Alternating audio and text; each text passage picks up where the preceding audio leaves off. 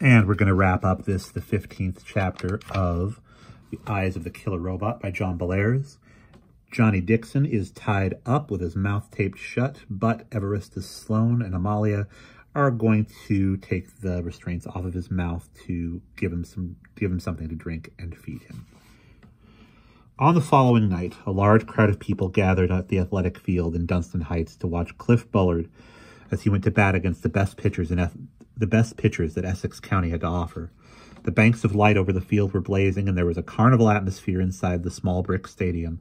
People were laughing, talking, and munching hot dogs, caramel corn, and peanuts.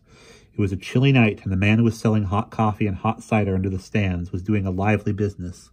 In the front row on the first base side sat Fergie and Professor Childermass. Grandma and Grandpa had decided to stay home. They were too worried about Johnny to think about having fun. Fergie was looking all shiny and clean in his brown suede jacket and corduroy trousers. He spent a lot of time muttering to the professor, who kept nodding and pointing at various things. The professor was properly done up for the occasion. He was wearing his blue woolen suit with a Knights of Columbus pin on the lapel, and he had brought the sword cane with him.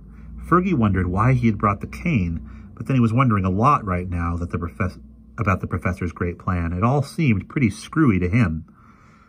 "Do you think it's going to work, Prof?" whispered Fergie.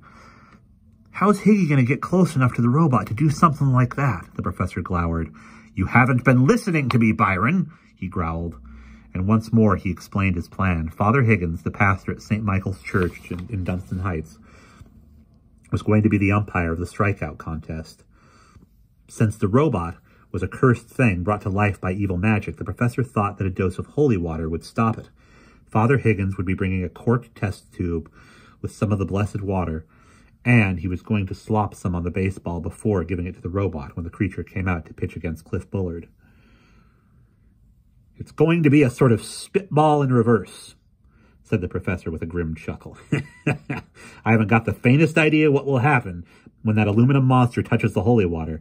Maybe he'll run away shrieking, or maybe his pitching arm will rust all to pieces and fall off. What I'm hoping for is that people will get to see what kind of a creature he really is. At any rate, I think the holy water will put an end to the robot's pitching career, and then we can turn our attention to Sloane and his dear sweet wifey. If the robot is stopped, I think that they'll get scared and run. I borrowed Higgy's Oldsmobile, and I'll follow them to wherever they're holding Johnny, and then, well, we shall see what we shall see." Fergie glanced uncertainly at the professor. "Have you got a gun with you, Prof?"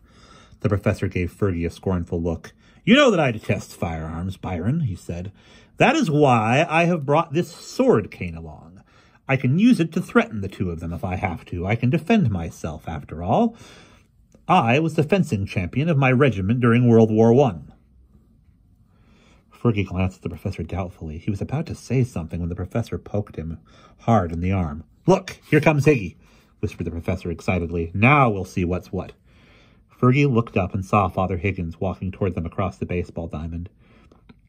He was wearing his black clerical outfit with the stiff Roman collar and an umpire's padded chest protector. Father Higgins was over 6 feet tall, and he had a squarish, jowly face. He was frowning, but this did not mean anything.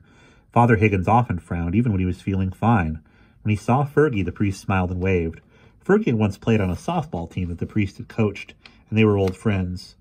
"Hi, Byron," boomed the priest. "How goes it?" He reached into the stands and shook Fergie's hand. Then he turned to the professor, and the grim look returned to his face. "I'm afraid we've got a problem, Rod," he said softly. "Can I have a word with you in private?" The professor stared blankly. What could have happened?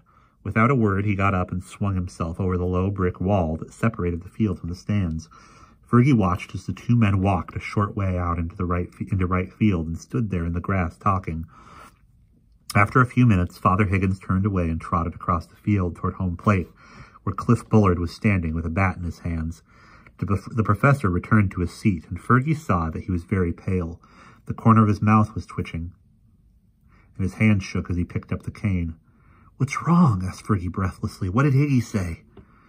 "He said a great deal," the professor murmured through his teeth, "but the gist of it is this. He's lost the tube with the holy water in it." Fergie's mouth dropped open. "Oh my gosh, no! How'd that happen?" "He doesn't know. He put the tube in a satchel that held some of his umpiring equipment, and he left the satchel in the locker room under the stands for a few minutes. When he went back to get it, the satchel was still there, but the tube was gone. The professor paused. He banged the butt of his cane on the concrete floor. Blast! He exclaimed angrily. It seems that some people are a lot more clever than we gave them credit for. That old bat knows I'm onto her, and she probably guessed that we'd try something cute tonight.